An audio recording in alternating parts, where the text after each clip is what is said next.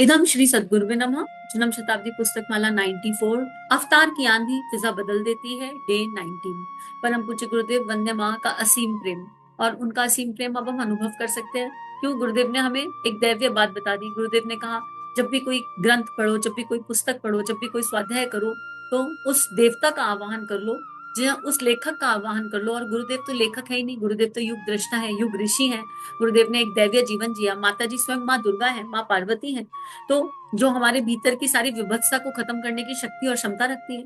तो आइए अपने गुरु का चिंतन करें। जो भी हमारे गुरु हैं, उनकी कृपा के बिना ये स्वाध्याय हम तक नहीं पहुंचा। गुरु कोई भी हो, क्योंकि गुरु एक व्यक्ति नहीं है, गुरु एक शक्ति है। और गुरु मंडल, संपूर्ण गुरु मंडल में हमारा विश्वास होना चाहिए। संपूर्ण गुरु मंडल के प्रति हमारे मन में आस्था, निष्ठा, श्रद्धा होनी चाहिए। पर माँ केवल एक होती है। तो जो भी अपने गुरु हैं, उनको अपने उनके चरणों को अपने अंतःकरण में देखेंगे और उनसे उनको आभार डालेंगे। Thank you so much, thank you so much इतना प्यारा स्वाध्याय कराने के लिए। परम पूज्य गुरुदेव वंदे माँ को बहुत बहुत आभार, इतना दिव्य दैवीय समूह देने के लिए और आप सभी का साथ देने के लिए। आप सभी का साथ है, इतना इतना जप की ऊर्जा है, और तभी ये स्वाध्याय उस स्तर पर जा रहा है जहां से ये आत्मा में एक प्रकाश जगा रहा है। जहां से ऐसा है कि हर स्वाध्याय से एक कोई बात है जो हमेशा याद रह जाएगी, और जब व्यक्त परिस्थिति और सिचुएशन आएगी तो याद आ जाएगा गुरु जी ने क्या कहा, गुरु जी की सोच क्या है और क्या करने की आवश्यकता है। इसी क्रम में गुरुदेव ने भगवान श्री कृष्ण के जीवन के दिव्य पहलू पर प्रकाश डाला, भगवान प्रद्युम्न के जन्म के बारे में समझाया और बताया। और गुरुदेव आगे लिख रहे हैं, मित्रों, श्री कृष्ण भगवान का दाम्पत्य जीवन श्रेष्ठ वाला दाम्पत्य जीवन रहा। उसमें इस तरह के बकवास की कोई गुंजाइश नहीं कि उनकी हजारों रानियां थी। उनकी जिंदगी की आखिर वाली दो घटनाएं कितनी शानदार रही। पहली घटना वह है जब उन्होंने संपत्ति इकट्ठी की और कहा कि इसका हिसाब होना चाहिए कि कितना धन किस राज्य में कहाँ कहाँ स्थापित हो। एक बार जब सुदामा जी द्वारिका के राज्य में आए और श्री कृष्ण भगवान को बताया कि सुदामा नगरी का हमारा गुरुकुल टूटा फूटा हुआ पड़ा है, हमारे यहाँ धन की कमी आ गई है, छात्रों के निवास के लिए स्थान की कमी पड़ गई है, पढ़ने के लिए पुस्तकें नहीं है। यह सुनकर उन्होंने सोचा कि पैसे का इससे अच्छा उपयोग और क्या हो सकता है, और कुछ भी नहीं हो सकता। आपके पास धन संपदा हो तो आप सोचें कि इसे मेरा बेटा खाएगा, पोता खाएगा, लेकिन अगर कोई और खाएगा तो मैं उसकी जान ले लूंगा। अपनी सारी कमाई किसको देंगे? बेटे को देंगे, पोते को देंगे। अगर किसी और को देंगे तो प्राण निकल जाएंगे आपके। मित्रों, क्या हुआ? कृष्ण भगवान ने देखा कि राज्य इकट्ठा किया, पैसा इकट्ठा किया, लेकिन इसे खर्च करना चाहिए था। आखिर इसे खर्च कहाँ किया जाए, यह विचार कर ही रहे थे सुदामा जी कि सुदामा जी आप पहुंचे। उन्होंने सोचा, बस मेरा काम हो गया। यही तो मैं तलाश कर रहा था कि कोई ऐसा ठीक स्थान मिले जहां धन का नियोजन किया जा सके और इसका अच्छे से अच्छा उपयोग हो सके। समझ में नहीं आ रहा था कि मैं किसको दूं, किसको ना दूं। मांगने वाले तो हजारों आते हैं, लेकिन जहां आवश्यकता है ऐसा कोई स्थान या व्यक्ति नहीं मिला। सुदामा जी, आप ठीक समय पर आ गए। चलिए, जो कुछ भी मेरे पास है वह सब मैं आपको देता हूँ, सब आपके सुपुर्द करता हूँ। उनका जो सारे का सारा धन था उसे सुदामापुरी भेज दिया, और वहां विश्वविद्यालय में उसे बदल दिया गया। मित्रों, यह उनके जीवन की निष्प्रता थी, यह उनका कर्मयोग था। गुरुदेव यहाँ पर क्या कर रहे हैं? भगवान श्री कृष्ण के जीवन से हमें बंधन से मुक्त कर रहे हैं। कौन से बंधन से? बंधन। जरा इसको देखो, हम धन के बंधन में बंधे हुए हैं। बंध प्लस धन, कहाँ बंधे हुए हैं? धन के बंधन में। और धन के बंधन में बना होना मतलब केवल कैश से बंधा होना नहीं होता है। ये बात कई बार हो चुकी। गोल्ड से बने हैं, अपने घर में जो एसेट्स हैं, जमीन है, रुपया है, उससे बंधे हुए हैं। हमारे घर में जो कितने घर हैं, हमारे हमारे नाम पर कितने घर हैं, उससे बंधे हुए हैं। हमें मतलब धरती के टुकड़े पर अपना नाम लिखा मिल जाए तो बड़ा सुकून होता है। ये घर मतलब हस्बैंड वाइफ में भी ज्वाइंट प्रॉपर्टी हो तो सुकून मिलता है, अगर किसी एक के नाम पर है तो दिक्कत हो जाएगी, राइट? या मेरे नाम पर कितनी प्रॉपर्टी है, हम इन सब चीजों से बंधे हुए हैं। और हमें जिसका बंधन बांधना चाहिए उससे हम सब कुछ छुड़ा के बैठे हैं। भगवान का बंधन बांधो, इसके अलावा किसी और बंधन की आवश्यकता नहीं पड़ेगी। और जो भगवान का बंधन बांध लेगा उसे धन की कमी नहीं पड़ेगी, क्योंकि धन श्री है। धन जब केवल धन के रूप में रहता है तो लोभ बन जाता है, ईर्ष्या बन जाता है, लड़ाई झगड़े का साधन बन जाता है। लेकिन धन जब श्री के रूप में आता है तो सद्भावना लेकर आता है, करुणा प्रेम लेकर आता है, प्रेम लेकर आता है, आशीर्वाद लेकर आता है, स्नेह लेकर आता है, भाईचारा लेकर आता है। श्री में कई सारी शक्तियां छुपी हैं, धान्य लेकर आता है, राइट? तो और क्या, मित्रता का भाव लेकर आता है, मित्रवता लेकर आता है। धन जब श्री के रूप में आता है तो सहज आता है, संग्रह नहीं होते, और भविष्य की चिंता नहीं होती, घबराहट नहीं होती, टेंशन नहीं होती। क्यों? सब तो उसका है। तो गुरुदेव हमें भगवान श्री कृष्ण के जीवन की इतनी खूबसूरत घटना बता रहे हैं, कह रहे हैं आप तो को तो कोई घटना याद ही नहीं रहती। आप तो केवल बचपन का देखते हो और मुरली देखते हो, ना सुदर्शन की तरफ देखते, ना उनके महाभारत के युद्ध में से क्या सीखा जा सकता है उस तरफ देखते, और जो भ्रांतियां फैली हुई हैं केवल उन भ्रांतियों पर निगाह और चिंतन करते हो। लेकिन अगर भगवान कृष्ण का जीवन गहराई से पढ़ा जाए तो उन्होंने क्या किया, अपने सारे धन को सुपात्र को दिया। सुदामा कौन है? सुदामा कौन है? जो ब्राह्मण है, एक ऐसे ब्राह्मण जिन्होंने कभी किसी से कुछ मांगा नहीं, जिन्होंने व्रत ले रखा था, अयाचित व्रत ले रखा था, किसी से कुछ नहीं मांगूंगा, कभी नहीं किसी से कुछ कहूंगा, स्वार्थ के लिए तो जीवन ही नहीं जिया, एक हड्डी रह गए लेकिन स्वार्थ के लिए जीवन नहीं जिया, हमेशा परमार्थ के लिए जीवन जिया। और भगवान श्री कृष्ण के प्रति भक्ति भाव, भगवान श्री कृष्ण के प्रति सखा भाव, समर्पण भाव बड़ा बड़ा उच्च कोटि का रहा। तो हम क्या कर रहे हैं, हम तो एक रोटी गाय को खिलाने में भी 4 बार सोचेंगे कि गाय की रोटी पे घी कितना लगाएं। बच्चे की रोटी पे 4 चम्मच लगा देंगे और गाय की रोटी निकलेगी तो 1 बूंद घी लगाएंगे, उस पर 1 ड्रॉप घी डालेंगे। राइट? तो हमारी तो विचारधारा इतनी संकीर्ण हो गई है। हमें अपने अंदर जाकर देखना है कि हम कहाँ कहाँ सुधार कर सकते हैं। और इसमें यही समझ में आता है कि अपने अंदर जाकर के देखें, अपने अंदर गहरा उतर जाए और देखिए किस किस चीज से हमारी आसक्ति हो गई है। राइट? कौन कौन सी ऐसी चीज हमारे घर में है जो हम शेयर नहीं करना चाहते। Sharing is caring. क्या मुझे किसी साड़ी से बहुत ज्यादा प्यार हो गया, किसी पर्टिकुलर कपड़े से बहुत प्यार हो गया है, नहीं ये नहीं, ये तो हम किसी को नहीं देंगे, ये तो हमको फलाने ने गिफ्ट दिया था, या ये तो फिर हमारी एनिवर्सरी का है, ये तो हमारे शादी का है, और ये तो हमारे उसका है। अगर ऐसी बातें हम सोच रहे हैं तो भगवान माँ द्रौपदी को याद करें। माँ द्रौपदी ने अपनी शादी की साड़ी चीर करके बांध दी, चीर करके उन ब्राह्मण को दे दी। जो ब्राह्मण नदी से निकल नहीं पा रहे थे, उनका वस्त्र चुर गया था। उनकी सखी ने कहा, सखी माया ने कहा कि अरे ये वाली साड़ी क्यों दे रही हो तुम, ये साड़ी तुम्हारी शोभा है, ये तुम्हारी शादी की साड़ी है और तुम्हारा पहचान चिन्ह है। तो बोली शादी की साड़ी है, और वहां ब्राह्मण की लाज जा रही कि शादी की साड़ी संभालू, कि ये साड़ी की साड़ी है। तो बात यह है कि हम, अरे अगर अपनी शादी की साड़ी है तो उसमें यादें हैं, उसमें आशीर्वाद है बड़ों का। और अगर हम किसी को दे देंगे, किसी बच्चे की शादी में उसी को पहनने के लिए दे देंगे तो आशीर्वाद भी जाएगा, प्रेम भी जाएगा। लेकिन हम उसे सालों साल संभाल के रखना चाहते हैं और फिर हमारी बच्चियों को चाहते हैं कि वो पहने। लो हमारी धरोहर, क्यों हमारी देह से जन्मी संतान ही उस धरोहर को कैरी करेगा, और कोई कैरी नहीं कर सकता। हमें अपने अंदर झांक कर देखना और बहुत बारीकी से श्री भाव का विस्तार जानना है। तो फिर जन्म शताब्दी पुस्तक माला 69 को सुनने की आवश्यकता है कि क्यों हमने मैनिफेस्ट कर रखा है, श्री लक्ष्मी के रूप में डिफिकल्टी को मैनिफेस्ट कर लिया। पैसा पेड़ पर लगता है, ये हमारा मैनिफेस्टोन है, किसने कहा।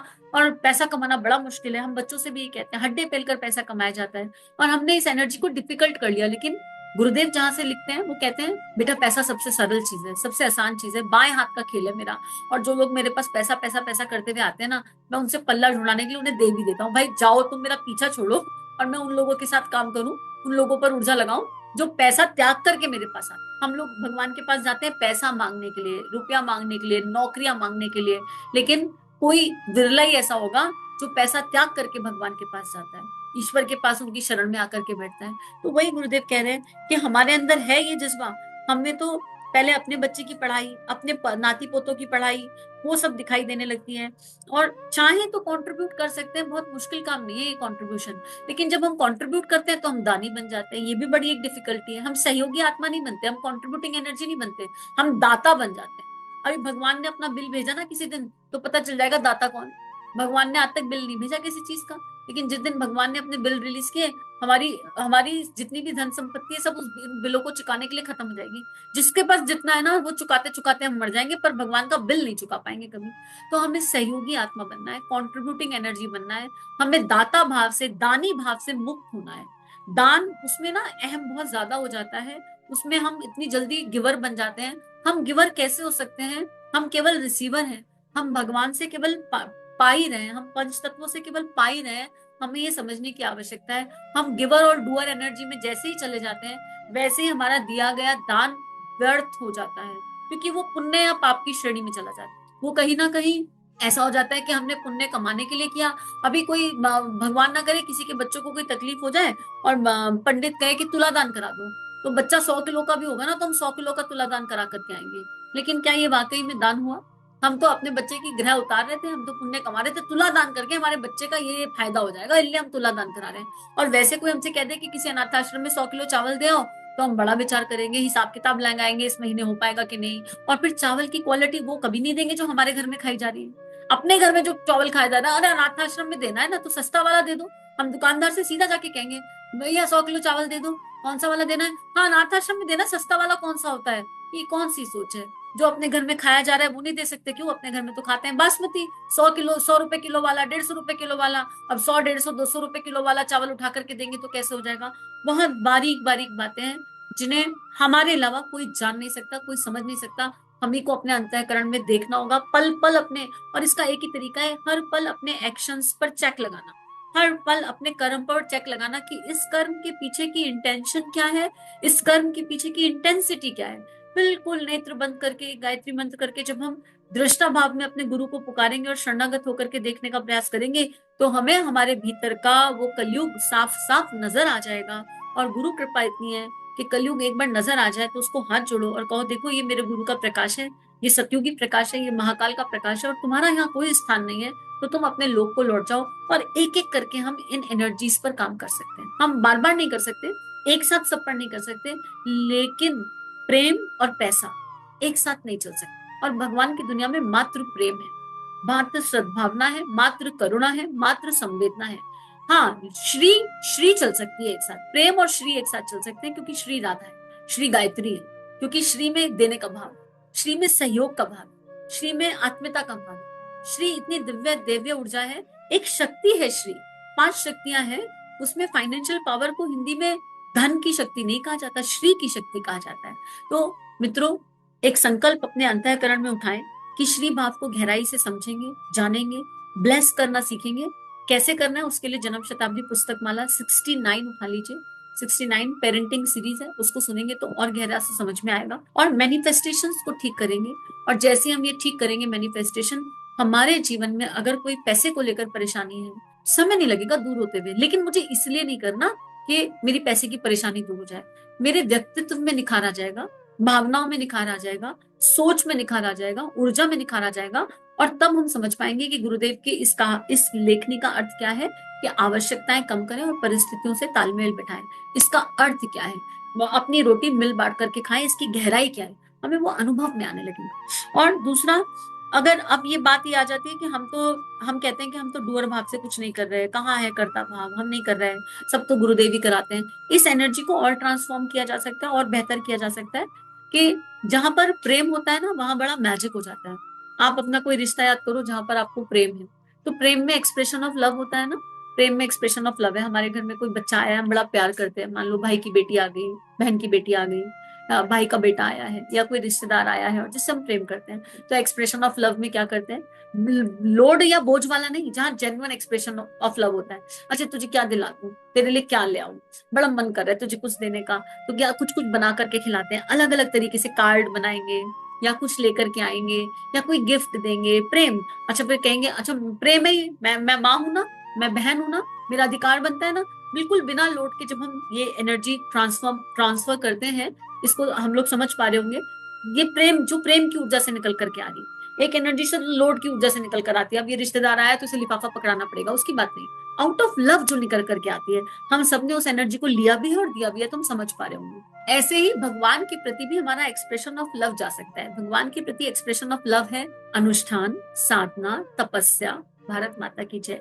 हम कोई अनुष्ठान करें तो कहें भगवान ये अनुष्ठान हम कर ही नहीं रहे पहले तो, ठीक है, ये अनुष्ठान तो बस ऐसा है कि मानव देह मिली है और आप हमसे इतना प्यार करते हैं, हम भी आपसे प्रेम करते हैं, और बस उस प्रेम को, उस एक्सप्रेशन ऑफ लव के लिए हम इस अनुष्ठान को आपके चरणों में रख रहे हैं। ना ये अनुष्ठान हम पाप धोने के लिए कर रहे हैं, ना ही हम पुण्य कमाने के लिए कर रहे हैं, इन दोनों से परे, ना साकाम कर रहे हैं ना निष्काम कर रहे हैं। It is just our love for you, right, हमारा प्यार। अब इस प्यार को हमें किस तरह अभिव्यक्त करना है, ये हर किसी का अपना गुणकर्म स्वभाव होगा, राइट। किसी को नाम जप करके प्यार एक्सप्रेस करने का मन करेगा, हरे कृष्ण, तुम्हारे सामने बैठ के बस कृष्ण कृष्ण कृष्ण कृष्ण कृष्ण बोलती रहूं तो लगता है प्यार प्यार प्यार फील हो रहा है, राइट। कोई 56 भोग बनाकर प्यार एक्सप्रेस करेगा, सबके अपने अपने तरीके हो सकते हैं, लेकिन निश्चल प्यार।